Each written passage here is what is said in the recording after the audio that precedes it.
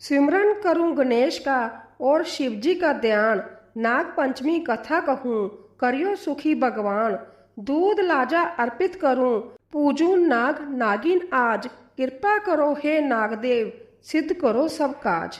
ओम नमः शिवाय। हर हर महादेव। दोस्तों, श्रावण मास का पवित्र महीना भगवान भोलेनाथ और उनके प्रिय नाग देवताओं की आराधना का पावन समय होता है। श्रावण माह की पंचमी तिथि को नाग पंचमी मनाई जाती है। भारत के कई राज्यों में यह पावन पर्व श्रावण शुक्ल पक्ष की पंचमी तिथि को भी पूर्ण श्रद्धा और भक्ति के साथ मनाया जाता है। नाग पंचमी का यह पावन पर्व सनातन धर्म में प्रकृति, जीव जंतुओं और भगवान शिव के आभूषण नाग देव के प्रति हमारे आभार और आदर को प्रदर्शित करता है। ज्योतिष शास्त्रों के अनुसार पंचमी तिथि के स्वामी संभ्या नाग देवता है, इसीलिए इस दिन का विशेष धार्मिक महत्व होता है।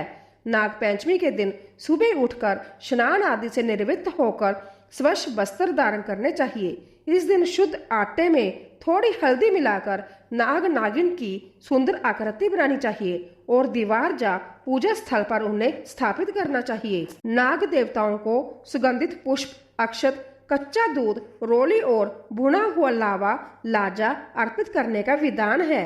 दूध और मिष्टान का भोग नाग देवता को अत्यंत प्रिय होता है। नाग पंचमी के व्रत में पूरे दिन नागदेव और भगवान शिव का ध्यान करना चाहिए तथा नाग पंचमी की पारंपरिक कथा को अवश्य सुनना या पढ़ना चाहिए। मान्यता है कि जो भक्त इस दिन पूर्ण विधि विधान से कथा सुनते हैं, उनके कुल में कभी सर्प व्यय नहीं रहता और नाग देवता सदैव उनकी रक्षा करते हैं। नाग पंचमी की पावन व्रत कथा प्राचीन काल की बात है। एक समृद्ध नगर में एक बड़े शाहूकार सेठ जी रहते थे। सेठ जी धर्म कर्म में विश्वास रखने वाले अत्यंत सज्जन व्यक्ति थे। उनके परिवार में 7 बेटे और उनकी 7 बहुएं थी। घर में धन धान्य की कोई कमी नहीं थी, परंतु घर का माहौल बहुओं के स्वभाव पर टिका हुआ था। शाहूकार की बड़ी 6 बहुएं बहुत चतुर, अभिमानी और अपने अपने मायके पीहर के घमंड में रहने वाली थी। वह हमेशा अपने मायके की समृद्धि के किस्से सुनाती रहती थी, परंतु सबसे छोटी बहू अत्यंत सीधी, सरल, धार्मिक और दयालु हृदय की थी। दुर्भाग्य से छोटी बहू का इस दुनिया में कोई मायका नहीं था। उसके माता पिता और भाई बहन बचपन में ही उसे छोड़कर संसार से विदा हो चुके थे। मायका ना होने के कारण उसकी बड़ी जेठानियां उसे बात बात पर ताने मारती थी। उससे घर का सारा कठिन काम करवाती थी और उसका अनादर करती थी। बेचारी छोटी बहू चुपचाप अपने आंसू पोंछकर रह जाती और भगवान शिव का स्मरण करती। समय बीता और छोटी बहू गर्भवती हुई। गर्भावस्था में उसका शरीर शिथिल रहने लगा, फिर भी वह घर के सारे काम करती थी। एक दिन उसका मन घेवर, एक प्रसिद्ध मिष्टान, खाने का बहुत हुआ, परंतु मायका ना होने से वह किसे अपना मन का दुखड़ा सुनाती।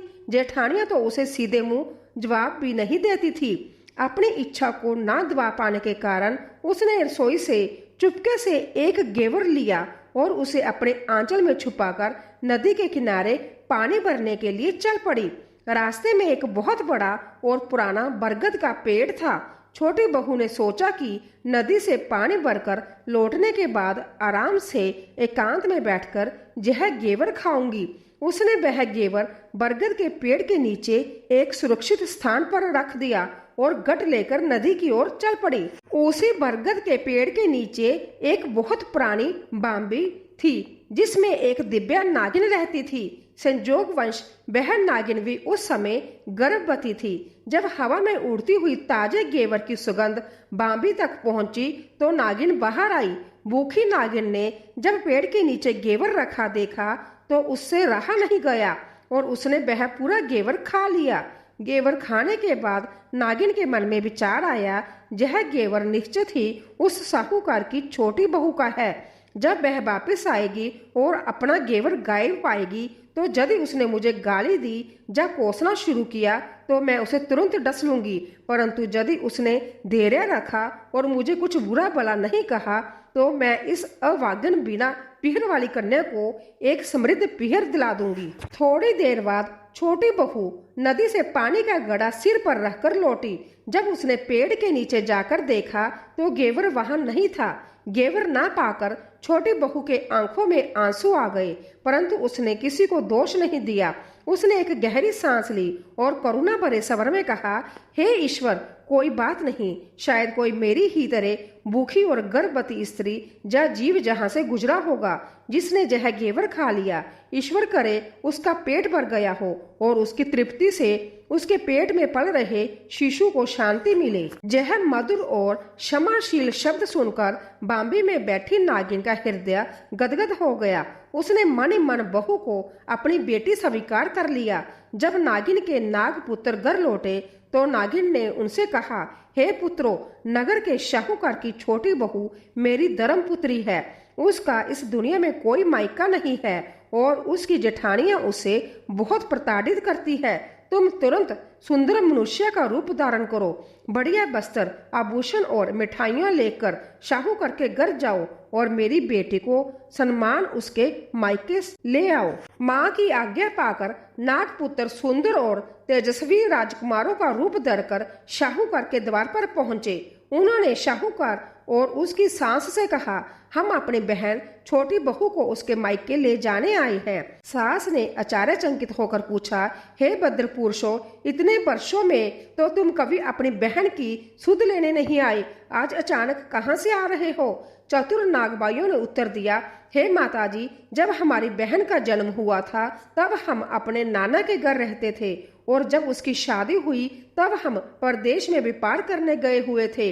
अब हम लौट आए हैं और अपनी बहन को ले जाने आए हैं। उन्होंने सास और सभी जेठानियों को बहुमूल्य रेशमी वस्त्र, सोने चांदी के आभूषण और स्वादिष्ट मिठाइयां भेंट की।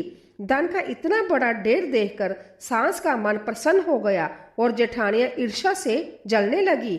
सास ने तुरंत छोटी बहू को अपने भाइयों के साथ जाने की अनुमति दे दी। नागबाई अपनी बहन को लेकर बरगद के पेड़ के पास आई। वहां पहुंचकर उन्होंने अपना असली रूप प्रकट किया और कहा, हे बहन, डरो मत। उस दिन पेड़ के नीचे रखा घेवर हमारी माताजी ने खाया था।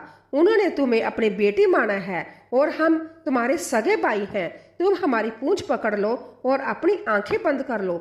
छोटी बहू ने श्रद्धा से नागबाइयों की पूंछ पकड़ी। पलक झपकते ही वह नागलोक बांबी के दिव्य लोक में पहुंच गए। नागलोक की व्यवस्था देखकर छोटी बहू आश्चर्यचकित रह गई। वहां सोने चांदी के महल और रत्नों की चमक थी। नागिन माँ ने अपनी बेटी को छाती से लगा लिया और उसका बहुत लाड़ प्यार से स्वागत किया। छोटी बहू वहां अत्यंत सुख और आराम से रहने लगी। कुछ समय पश्चात उसने नागलोक में ही एक बहुत ही सुंदर और स्वस्थ पुत्र को जन्म दिया। पूरे नागलोक में खुशियां मनाई गई। जब बालक थोड़ा बड़ा हुआ और खेलने कूदने लगा तो एक दिन पड़ोसन नागिन ने छोटी बहू को उकसाते हुए ताना मारा, तू अपनी माँ की बहुत दुलारी बनती है ना? यदि तू वास्तव में अपनी माँ की सच्ची बेटी है तो आज नागों को उबलता दूध ठंडा करके तू ही पिलाकर दिखा। पड़ोसन के ताने से दुखी होकर छोटी बहू जिद करके नागों के लिए दूध गर्म करने लगी। दूध बहुत उबल रहा था। उसने दूध को ठंडा करने के लिए रखा ही था कि उसके छोटे बालक ने कौतुक में आकर मंदिर की घंटी जोर जोर से बजा दी। घंटी की आवाज सुनते ही नागलोक के छोटे बड़े सारे नाग दूध पीने के लिए दौड़ पड़े। दूध अभी भी बहुत गर्म था। जैसे ही नागों ने दूध में मुंह डाला, उनका मुंह जल गया। क्रोधित होकर सारे नाग फुफकारने लगे और बोले, हम इस मानव स्त्री को डस लेंगे, इसने हमारा मुंह जला दिया है। नागिन माँ ने तुरंत अपने बेटों को रोका और समझाया, ठहरो, यह तुम्हारी बहन है, इसने अनजाने में ऐसा किया है, इसे मत काटो, यह तुम्हें हमेशा आशीष ही देगी। माँ के समझाने पर नाग शांत हो गए। कुछ दिनों बाद पड़ोसन ने फिर से ताना मारा, यदि तेरी माँ तुझ पर पूरा भरोसा करती है तो उससे साथ में कोठे की चाबी मांग कर दिखा। छोटी बहू ने माँ से जिद करके 7वें कोठे की कुंजी ले ली। जब उसने 7वें कोठे का बारी ताला खोला और अंदर गई तो देखा कि कोने में एक अत्यंत विशाल और तेजस्वी नागराज बाबा नाग विश्राम कर रहे थे। विशाल रूप देखकर छोटी बहू डर गई, परंतु उसने हाथ जोड़कर भक्ति भाव से कहा, सत सियाराम बाबा। बाबा नाग ने अपनी आंखें खोली और बोले, हे पुत्री, अच्छा हुआ कि तुमने आते ही भगवान श्री राम का नाम ले लिया और सत सियाराम कह दिया, अन्यथा मेरी दृष्टि पड़ते ही तुम भस्म हो जाती। जा, मैं तुम्हें डस लेता। छोटी बहू ने निडर होकर कहा, आप तो मेरे पिता समान हैं, एक पिता अपनी बेटी को कैसे डस सकता है। और फिर उसने मधुर स्वर में स्तुति करते हुए कहा, जियो नाग नागिन, जियो बास की नागिन, मेरो लाड लड़ावन 9 करोड़ का हार।